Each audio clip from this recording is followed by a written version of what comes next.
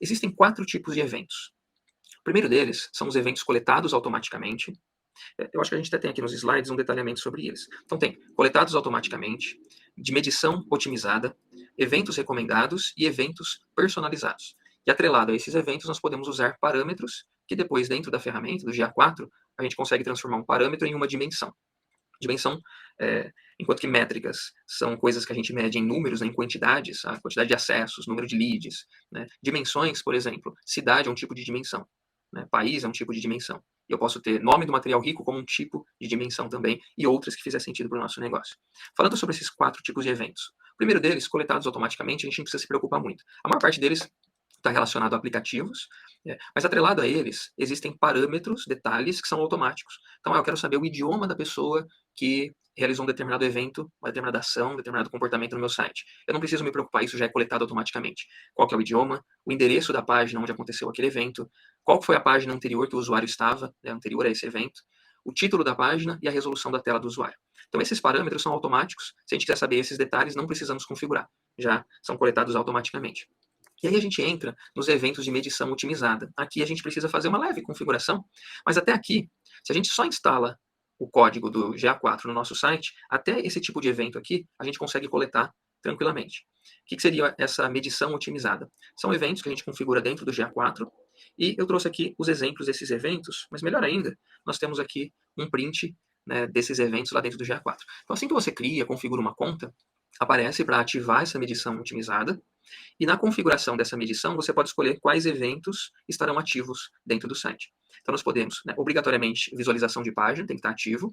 E aí os demais a gente pode escolher. Rolagem, ela funciona, ela dispara um evento de que o usuário rolou quando o usuário chega em 90% da página. Então, eu quero saber que o usuário chegou até o fim da minha página. Eu posso ativar aqui a rolagem. Ah, não, mas eu quero saber quando o usuário rolou 10%, 25%, 50%, 75% e 90%. Aí já não é por aqui. A gente vai ter que configurar isso lá nos eventos recomendados. Aqui é apenas quando ele chega em 90%. Cliques de saída. Então, se o usuário clicou e foi para um outro site, né? De repente eu tenho algum link recomendando um outro site. A gente pode ativar por aqui. Pesquisa no site. Se você tiver a barrinha de busca no seu site, o usuário vai lá e faz uma busca de conteúdo, de informação. Aqui a gente consegue ativar e ele automaticamente vai pegar o que o usuário está digitando, está pesquisando. Interações com o formulário, eu não gosto de usar por aqui, tanto é que vocês vão ver que eu só deixei ativo aqui nesse exemplo, cliques de saída e pesquisa no site, né? Mas interações com o formulário também dá para ser automático, só que ele vai pegar de uma forma, ele pega ali o nome do formulário, às vezes o nome é um código que não nos diz muita coisa. Engajamento de vídeo também dá para ser ativado aqui e downloads de arquivo. Onde que nós encontramos essa tela aqui? Ela dentro do administrador, né, nas configurações do GA4. A gente vai ver daqui a pouquinho também. Eu vou passar e vou mostrar para vocês onde vocês vão encontrar. Tá bom? Então, até aqui, a gente consegue configurar apenas com um código do GA4 no nosso site. Passando adiante, quando a gente chega nos eventos recomendados, aí são eventos que nós precisamos implementar. E a minha recomendação forte para vocês é a utilização do Google Tag Manager para fazer essa implementação. Eu já vou mostrar um exemplo de como que fica lá dentro da ferramenta. O que são os eventos recomendados? Existe uma série de eventos que o Google recomenda, dependendo qual é o seu setor, qual é o seu segmento, que você implemente. Então, por exemplo, se você é uma loja virtual, um e-commerce, existem eventos específicos de e-commerce. E esses eventos não são automáticos, você tem que implementar. Então, por exemplo, a pessoa visualizou um produto do seu e-commerce. Visualização de produto é diferente de visualização de página. Na visualização de produto, a gente coleta qual é o produto, qual o preço desse produto. Né? Outros detalhes sobre o produto a gente consegue coletar também. Quando a pessoa adiciona o produto ao carrinho, é um outro evento de adição ao carrinho, precisa ser configurado. Quando ele inicia o checkout, então ele tem vários produtos ali no carrinho e inicia o processo já de compra. Quais são os produtos que estão no carrinho quando ele iniciou? Precisa configurar, são detalhes desse evento. Quando ele adiciona ali informações de pagamento, informações de frete e, por fim, quando ele faz a compra. Tudo isso indicando quais eram os produtos, valor total ali do carrinho, total comprado, de repente total de carrinho abandonado. Então são informações específicas de e-commerce que a gente precisa configurar. E esses eventos recomendados, olha, tem até aqui embaixo a fonte, né, esse link, que é onde vocês vão encontrar essa listagem com todos os eventos recomendados. Então nós temos aqui eventos que funcionam para praticamente todas as propriedades. Embaixo uma tabela para vendas online, que daí entra e-commerce, e outro para sites relacionados a jogos. Então esses eventos eles já têm nomes específicos que o Google recomenda que nós usemos. E se nós clicarmos em cada um desses nomes, ele também nos diz quais são os parâmetros obrigatórios, alguns casos têm parâmetros obrigatórios, Então, por exemplo, de compra, é obrigatório você passar o valor da compra. É obrigatório você passar qual que é a moeda, né? Foi em real, foi em dólar, foi em euro, né? Então, tem alguns dados obrigatórios que vão ser passados para o evento funcionar, e também existem outros parâmetros que são recomendados ou que são possíveis de utilizarmos.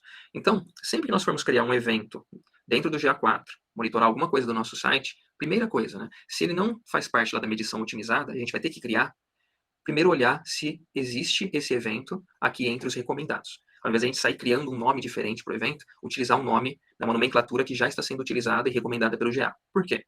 Porque existem relatórios que, se a gente usar a nomenclatura padrão, né, dos eventos recomendados, esses relatórios vão ser preenchidos. Porque o Google sabe, se eu estou usando Generate Lead, ele sabe, né, o que se refere esse Generate Lead. Agora, se eu criar um evento geração traço lead, ele não sabe o que é geração traço lead. Generate Lead ele sabe. O nome que eu criar, ele já não sabe. Então, por isso a importância de usarmos os eventos recomendados sempre que possível. Agora vai ter... aqui é o exemplo que eu mencionei para vocês. Isso daqui é um print, uma tela do Google Tag Manager. E eu trouxe aqui o exemplo desse evento de download de materiais ricos, né? Então, como que nós utilizamos? Existe aqui em cima a configuração da tag, então o código que vai ser disparado, o evento que vai ser disparado, e aqui embaixo o acionamento, quando que ele vai ser disparado. Então, nesse exemplo aqui, olha, o tipo de tag lá dentro é um evento do GA4, e aí eu tenho um espaço aqui para colocar o nome do evento, então usei a nomenclatura padrão, Generate Lead, e tem os parâmetros de evento que nós podemos preencher.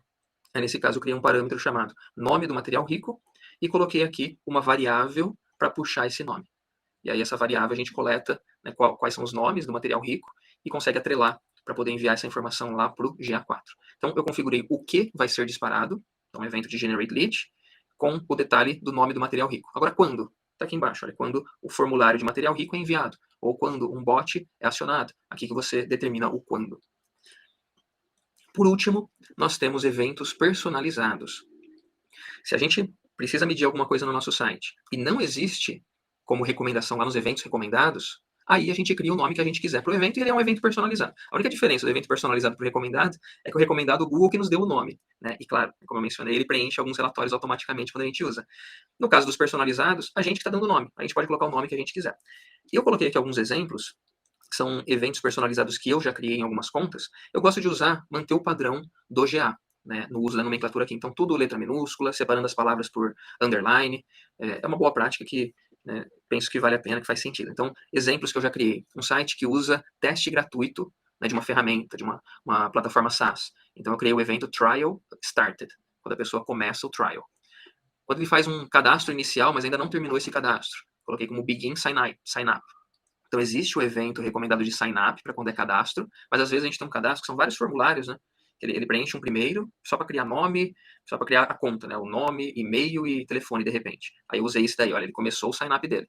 E aí ele começa, formulário, ou o bot começa a fazer outras perguntas, e lá no fim é criado um cadastro mais completo. Aí eu uso lá no fim o sign-up. Né?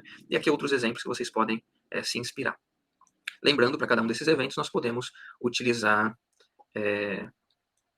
parâmetros e dimensões para ter os detalhes.